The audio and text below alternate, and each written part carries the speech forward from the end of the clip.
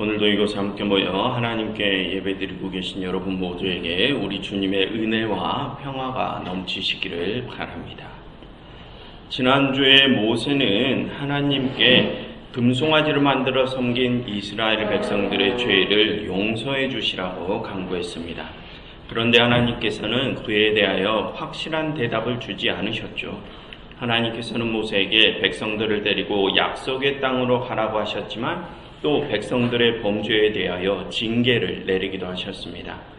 그처럼 지난주에 우리는 하나님께서 지금 범죄한 백성들에 대하여 어떠한 마음을 가지고 계시는지 알 수 없었습니다.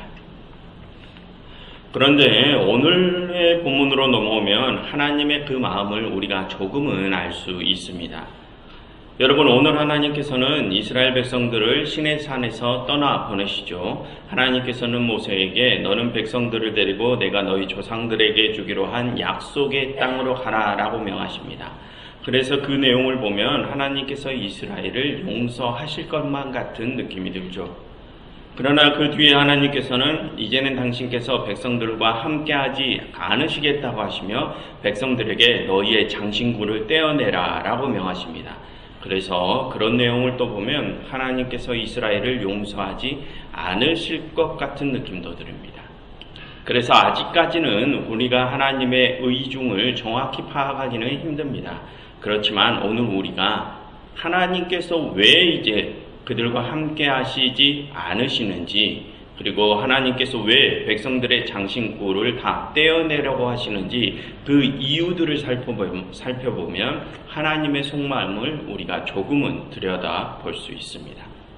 그럼 이제 본문을 살펴보면서 하나님의 그 속마음이 어떤 쪽을 향하고 있는지 알아보도록 하겠습니다. 여러분, 오늘 하나님께서는 이스라엘 백성들을 시내산으로 내보내시죠. 그런데 그렇게 이스라엘을 내보내시며 하나님께서 하신 가장 첫 말씀이 무엇입니까? 1절을 보시면 하나님께서는 모세에게 너는 네가 애굽 땅에서 인도하여 낸 백성과 함께 약속의 땅으로 가라라고 하시죠. 여러분, 여기서 우리는 지금 하나님께서 모세에게 어떠한 기대를 안고 계심을 알 수 있습니다. 여러분, 지금 하나님께서 하신 이 말씀에서 우리는 하나님께서 모세에게 주셨던 사명이 무엇인지를 다시 들을 수 있죠. 여러분, 이전에 하나님께서 처음에 모세에게 주셨던 사명이 무엇입니까?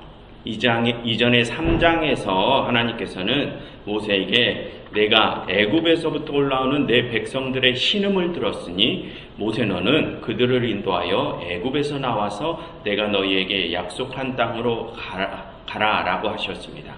하나님께서는 그렇게 모세에게 백성들을 애굽에서부터 약속의 땅까지 인도하라는 사명을 주셨었죠. 그리고 오늘 하나님께서는 모세에게 그와 똑같은 명령을 다시 한번 내리십니다. 그럼 여러분, 지금 하나님께서는 모세에게 어떤 기대를 하고 계십니까? 그 모세가 자신에게 주어진 사명을 끝까지 완수하기를 바라시는 것입니다. 그런데 여러분, 모세가 그렇게 자신의 사명을 완수하는 일에 지금 큰 문제가 하나 생겼습니다. 여러분, 이전의 모세는 자신을 백성들의 인도자로 세우시는 하나님의 부르심에 여러 번 거부를 했었던 적이 있었죠. 그럼 여러분, 그때 모세는 어떤 핑계를 대면서 그 부르심을 거부했습니까? 지난 3장과 4장에서 모세는 자신은 그런 큰 일을 맡을 자격도 안 되고 말도 어눌해서 자신은 사람들을 이끌 능력이 없는 자라고 하면서 그 일을 거부했습니다. 그처럼 이전의 모세는 하나님께서 주신 사명을 자기 혼자 감당하는 것에 대하여 어려움이 있음을 호소했습니다. 그래서 여러분, 하나님께서는 그에게 어떠한 처방을 내리셨습니까? 하나님께서는 그에게 말을 잘하는 아론을 붙여주셨죠. 그리고 하나님께서는 그에게 당신의 힘을 상징하는 지팡이를 주시면서 당신께서 그와 함께 하실 것을 또 약속하셨습니다.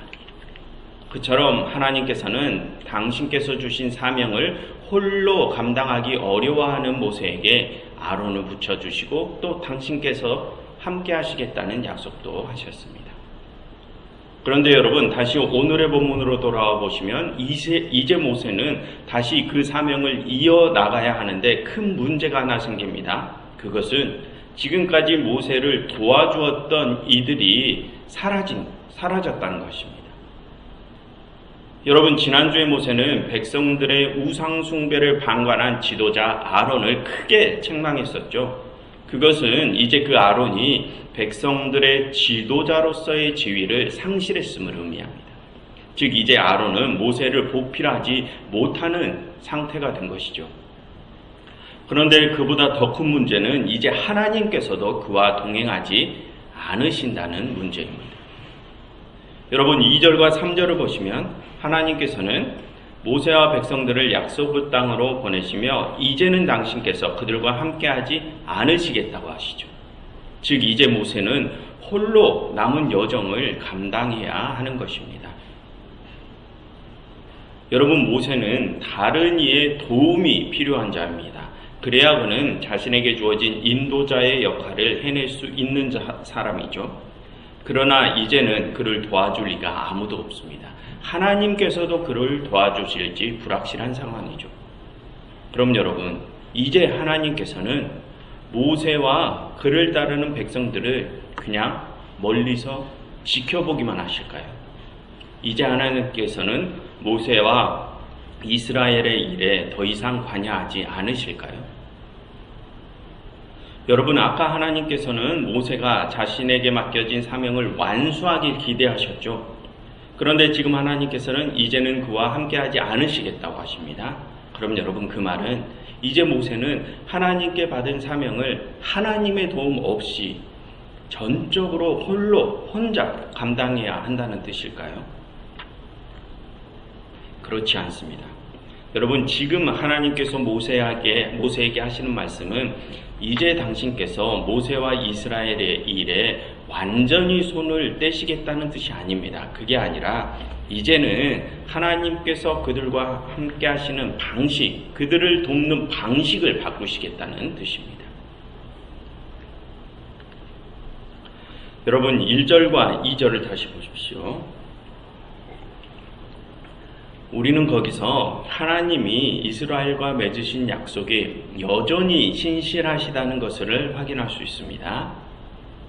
여러분, 여기에는 하나님께서 이스라엘에게 하신 세 가지 약속이 나오는데요. 하나는 하나님께서 그들에게 약속의 땅을 주실 것이라는 약속입니다. 그리고 다른 하나는 그들 앞에 당신의 사자를 앞서 보내시겠다는 약속이죠. 그리고 마지막 하나는 약속의 땅에 살고 있는 거주민들을 다 쫓아내시겠다는 약속입니다. 여러분, 이 세 가지의 약속은 하나님께서 모세를 처음 부르실 때부터 이스라엘이 출애굽을 하고 이 시내산에 이르기까지 계속해서 반복적으로 주시던 약속들이죠. 그 와중에 이스라엘은 홍해와 광야에서 하나님을 원망하기도 하고 이 시내산에서 우상을 숭배하기도 했습니다.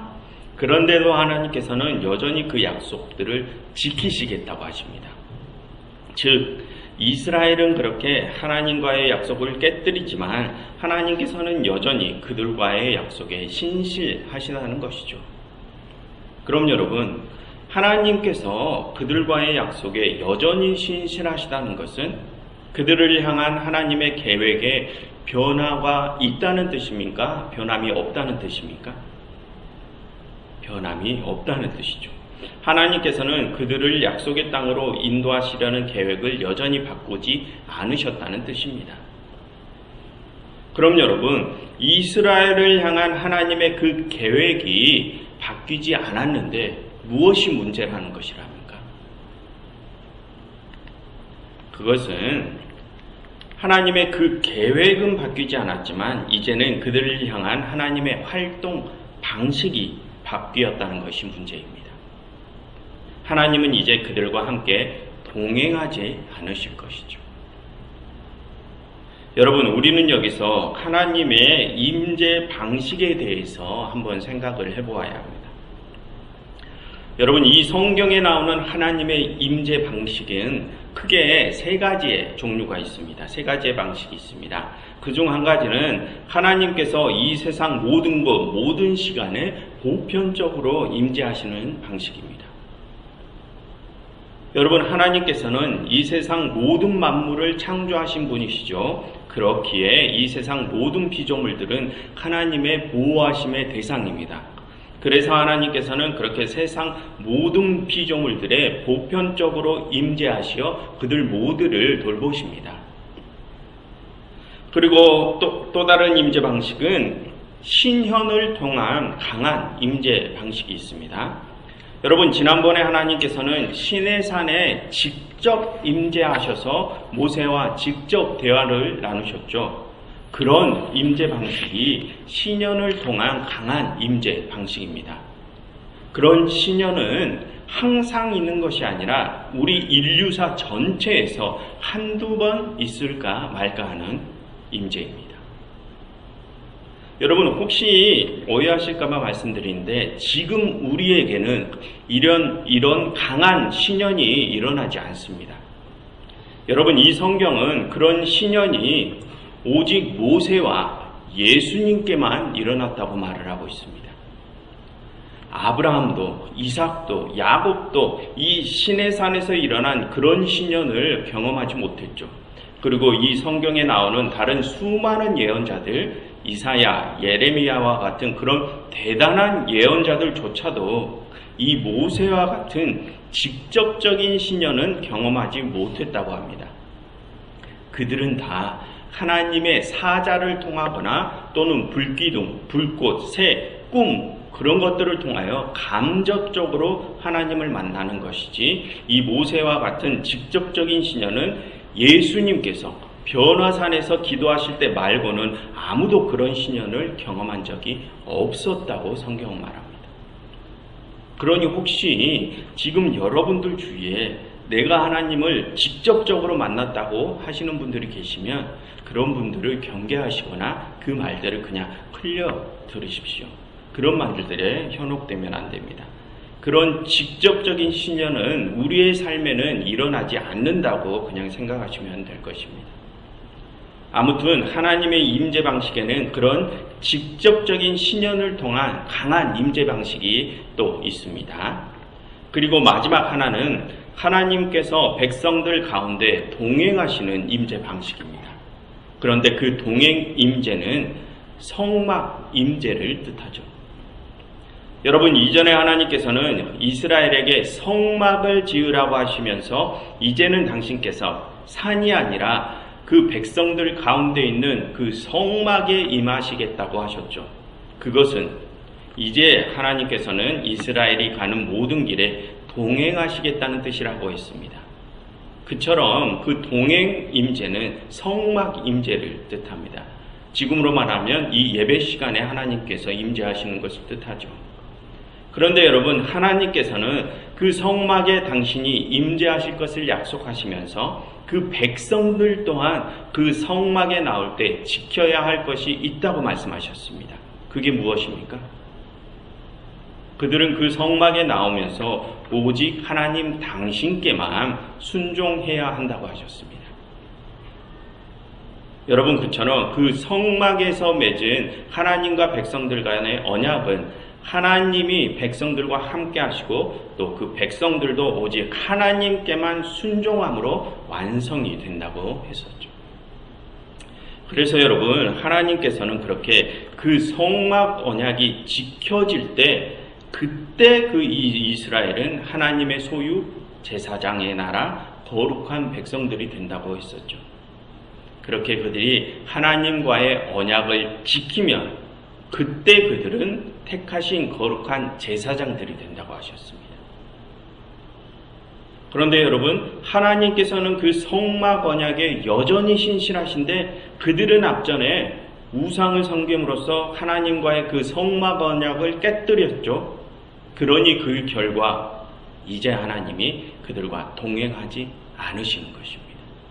하나님의 동행은 그 성막 언약이 지켜질 때 이루어지는 것이기 때문이죠. 그처럼 여러분, 오늘 하나님께서 하신 말씀은 그 동행 임재를 하지 않으시겠다는 말씀입니다. 다시 보편 임재로 돌아가시겠다는 뜻이죠. 그럼 여러분, 이제 하나님이 이스라엘과 동행하지 않으시겠다는 것은 이제는 그들이 하나님의 백성에서 탈락되었다는 뜻입니까? 그래서 그들이 이제는 구원받지 못한다는 뜻입니까? 그게 아닙니다. 그것은 이제 그들이 하나님의 일꾼에서 탈락되었다는 뜻입니다. 여러분, 방금도 말씀드렸지만 하나님과 이스라엘은 성막 언약으로 계약 관계에 있습니다. 그래서 이스라엘이 그 성막 언약을 지키면 그들이 하나님께서 택하신 거룩한 제사장들이 되는 것이죠. 여러분, 그것은 그제서야 그들이 구원받게 된다는 것이 아니라 그들이 그제서야 하나님의 일꾼이 된다는 뜻이라고 했습니다. 그처럼 이제 하나님께서 그들과 동행하지 않으신다는 것은 그들이 구원의 대상에서 제외됐다는 것이 아니라 하나님의 일꾼에서 탈락되었다는 뜻입니다. 그래서 여러분, 하나님께서는 여전히 그들을 약속의 땅으로 인도하시죠. 무슨 뜻입니까? 그들은 여전히 구원은 받을 것이라는 뜻입니다.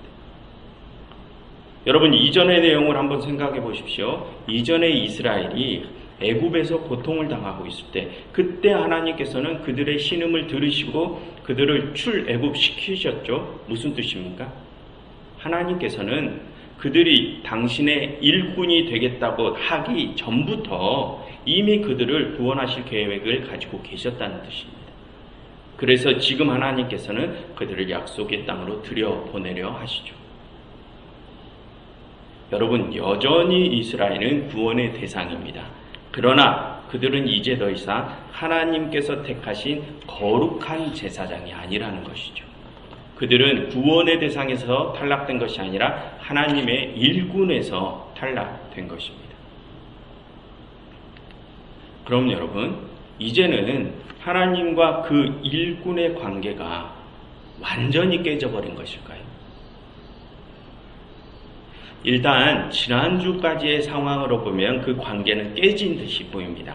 이스라엘은 우상을 섬김으로써 하나님과의 성막 언약을 깨뜨리고 그들은 모세가 하나님만을 섬길 자는 나오라고 했을 때 나오지도 않았죠. 그들은 아직까지 하나님께만 충성하겠다고 고백하지 않았습니다. 그래서 오늘 하나님께서는 그들과는 이제 동행하지 않으시겠다고 하시죠. 그러한 내용들로 보아서는 일단은 하나님과 그 일꾼과의 관계가 깨진 듯이 보입니다. 그런데 여러분, 아직은 우리가 완전히 절망하기는 이릅니다. 왜냐하면 오늘 하나님께서는 조금의 마음의 변화를 보이시기 때문이죠. 여러분, 3절과 5절을 보시면 하나님께서는 이제 그들과 함께하지 않으시겠다고 말씀하시면서 그 이유에 대해서 설명하시죠. 그럼 그 이유가 뭐라고 하십니까? 그들을 진멸할까 염려하기 때문이라고 하시죠. 그럼 여러분, 그 말씀의 뜻이 무엇입니까? 하나님께서는 지금 그들에 대한 노여움, 분노를 가지고 있으시다는 뜻이죠. 그래서 만약 하나님께서 지금 그렇게 화가 나신 상태로 백성들과 함께 하시면 그 분노 때문에 그들을 진멸할 것 같으시다는 뜻입니다. 그래서 하나님께서는 그 진멸을 막기 위해 당신께서 그들과 함께 하지 않으시겠다고 하십니다. 이것은 또 무슨 뜻입니까? 그들에 대한 하나님의 사랑이 그들을 향한 하나님의 진노를 이겼다는 뜻입니다. 범죄한 그들에 대한 하나님의 사랑이 그들에 대한 당신의 진노보다 훨씬 더 크시다는 것이죠. 그러니 범죄한 그들에게 당신의 진노가 임할 기회를 하나님은 스스로 차단하신 것입니다. 그래서 그러한 내용을 또 보면 하나님과 그 일꾼의 관계가 아직은 완전히 깨져버린 것은 또 아닌 듯합니다. 그리고 여러분, 5절 하반절에서 하나님께서는 백성들에게 장신구를 떼어내라고 하시죠. 그럼 여러분, 그 장신구는 무엇을 뜻한다고 했습니까? 그 장신구는 이전에 하나님께서 그들을 애굽에서 구원하실 때 애굽인들에게 전리품으로 받게 하신 것이었죠. 그래서 그 장신구들은 그들의 구원의 자유를 상징한다고 했습니다. 그런데 그 장신구들은 그 구원의 자유만을 상징하는 것이 아니라 선택된 일꾼으로서의 그들의 신분도 상징합니다. 여러분, 이전에 하나님께서는 그들에게 그 장신구들로 성막과 그 안에 일할 사람들의 의복을 만들라고 하셨죠. 무슨 뜻입니까? 그 성막을 만드는 데 사용된 그 장신구들은 그들이 선택된 일꾼들임을 보여주는 상징물이라는 뜻입니다. 왜냐하면 그 성막은 하나님과 그분의 일꾼들이 만나는 장이기 때문입니다. 그런데 여러분, 지금 하나님께서는 백성들에게 그런 의미를 가진 장신구를 떼어내라고 하십니다. 무슨 뜻입니까? 일단은 그들의 일꾼으로서의 신분을 회수하시겠다는 뜻입니다.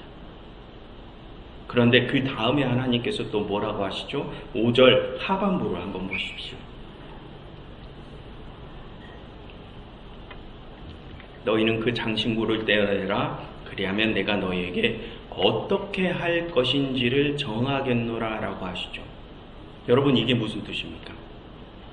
지금은 일단 그 일꾼으로서의 신분을 회수하지만 앞으로 상황이 어떻게 되는지 어떻게 진행되는지를 지켜보고 그들을 어떻게 할 것인지 그때 가서 정하시겠다는 뜻입니다. 그처럼 아직은 하나님과 그 일꾼들과의 관계가 완전히 깨졌는지는 확실치 않습니다. 그래서 여러분, 그것은 그들이 다시 하나님의 일꾼으로 복귀할 수도 있고 아니면 이대로 그 일꾼에서 완전히 탈락해버릴 수도 있다는 뜻이죠. 그들은 지금 그렇게 그런 중간지대에 놓이게 된 것입니다. 그럼 여러분, 그렇게 그 중간지대에 놓이게 된 그들이 앞으로 해야 할 일이 무엇이겠습니까? 여러분, 하나님께서 당신과의 계약을 파기한 그 범죄한 백성들에게 어떠한 모습을 보이셨는지 한번 생각해 보십시오. 여러분, 이스라엘은 하나님과의 언약을 파기했을지라도 하나님께서는 그들에게 여전히 신실하시죠. 그들은 하나님을 배신할지라도 하나님은 여전히 그들을 구원하려 하십니다. 또한 여러분, 지난주에 하나님께서는 그들에게 회개의 기회까지 주셨습니다. 그런데 그들은 그 회개의 기회조차도 잡지 않았죠. 그래서 하나님께서는 그들에게 분노하십니다. 하지만 여러분, 하나님께서는 오늘 그 분노를 스스로 잠재우시죠. 왜 그러십니까? 당신을 배신한 그들에 대한 사랑이 그들에 대한 분노보다 훨씬 더 크시기 때문입니다. 그처럼 여러분, 하나님께서는 당신을 배신한 그 백성들에 대하여 한이 없는 사랑을 보이십니다. 그럼 여러분, 그런 하나님의 모습에 이제 백성들이 보여야 할 반응이 무엇이겠습니까?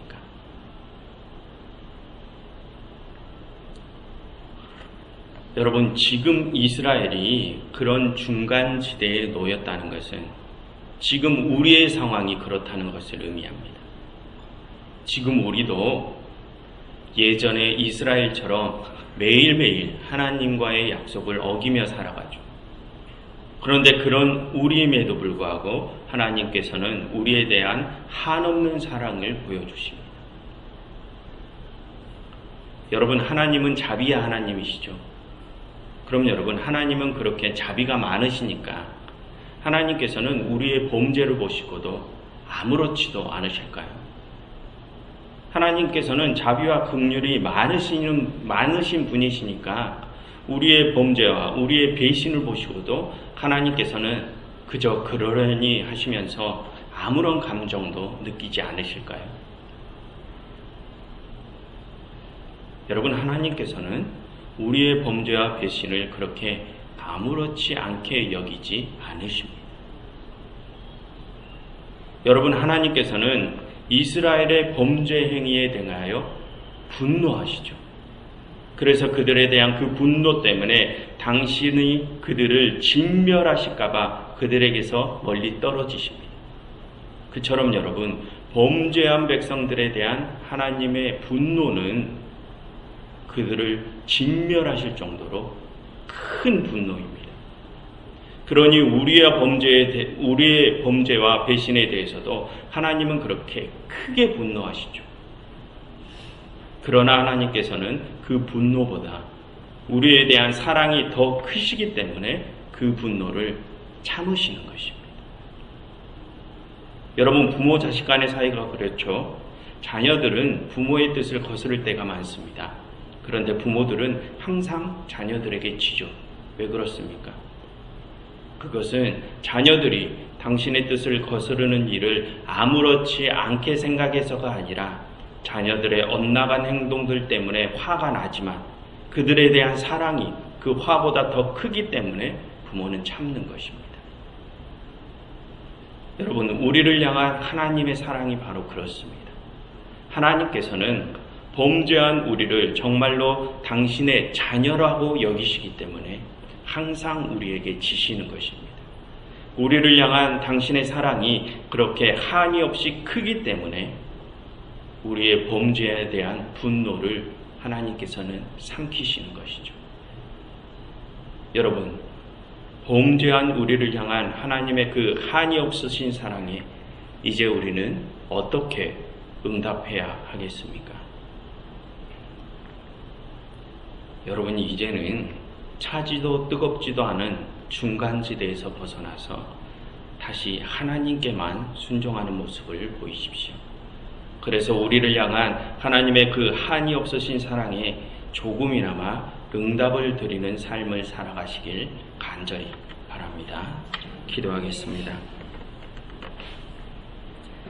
저희에게 한이 없는 사랑을 보여주신 하나님, 이제는 저희가 차지도 뜨겁지도 않은 그 어정쩡한 신앙에서 벗어나 오직 당신의 뜻에만 순종하는 자들이 되게 하시옵소서.